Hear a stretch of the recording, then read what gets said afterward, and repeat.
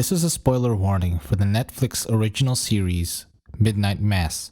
If you haven't seen Midnight Mass yet and you intend to, I highly recommend watching it first, then coming back to this video. Midnight Mass is an excellent series. If you enjoyed Mike Flanagan's other two horror series, The Haunting of Hill House and The Haunting of Bly Manor, chances are you will enjoy Midnight Mass. With perfect pacing, great acting and writing, creepy religious tie-ins, and the right amount of gore at the right time, in my opinion, this series is almost perfect.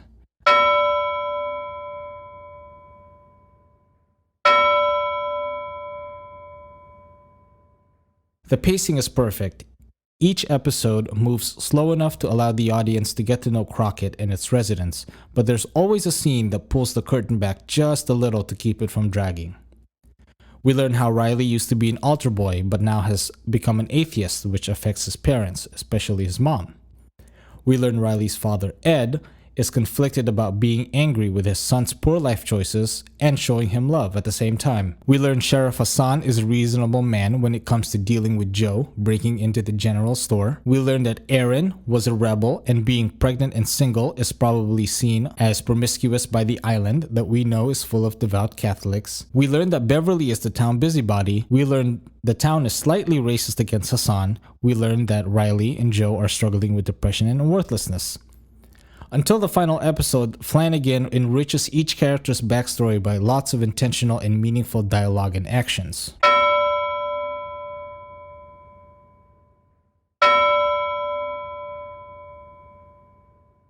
At no point in the series did I lose my suspension of disbelief. This is 100% attributed to the great actors and writers. All the actors felt natural in their roles, the dialogue made sense, as well as the actors' reactions to them. If you've seen the Haunting series, you'll notice that Flanagan has cast many of the same actors from those series in Midnight Mass. I guess it's also true in Hollywood that once you find someone that you work well with, do not let them go. Hands down, the best actor in the series is Samantha Sloyan as Beverly Keene. She does an amazing job of playing the annoying religious person who constantly quotes Bible verses and silently judges everybody.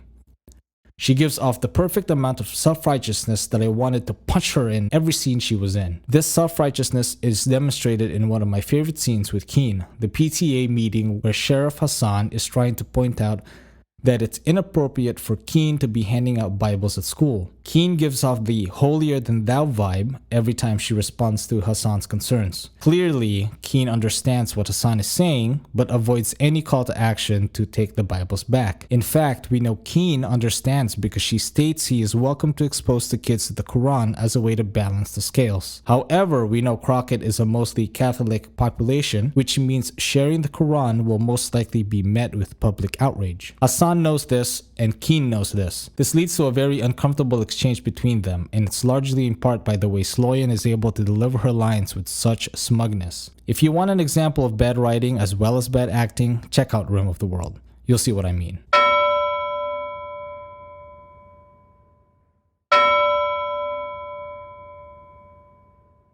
It's nothing new to use religion as a backdrop in horror films.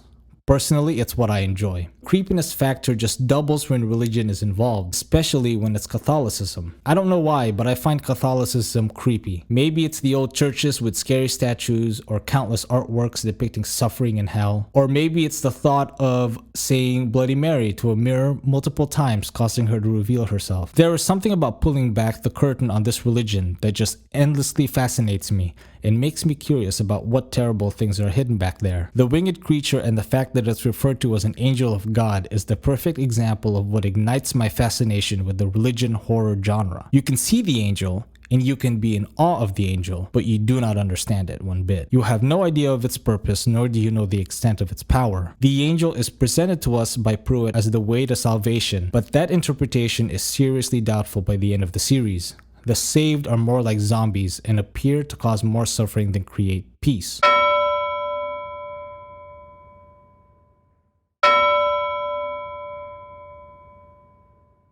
Before the final episode, there is little to no violence.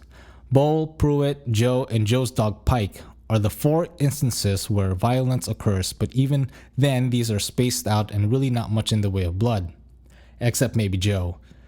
This is great because too much gore early on would make the climax less shocking and terrifying. But don't get me wrong, we are warned. The church poisoning at the end does not come out of left field. The rat poison is introduced early on with Pike's murder. The miracles slowly conditions most of the parishioners to believe in whatever Pruitt tells them. The bloodshed and the violence is withheld until the very end, where it has the most effect. And because the gore is withheld and not just used as a tool to fill minutes, the show needs to rely on good writing and acting. And as explained before, it does. The result is a story with interesting, relatable characters, some that we root for and some that we don't.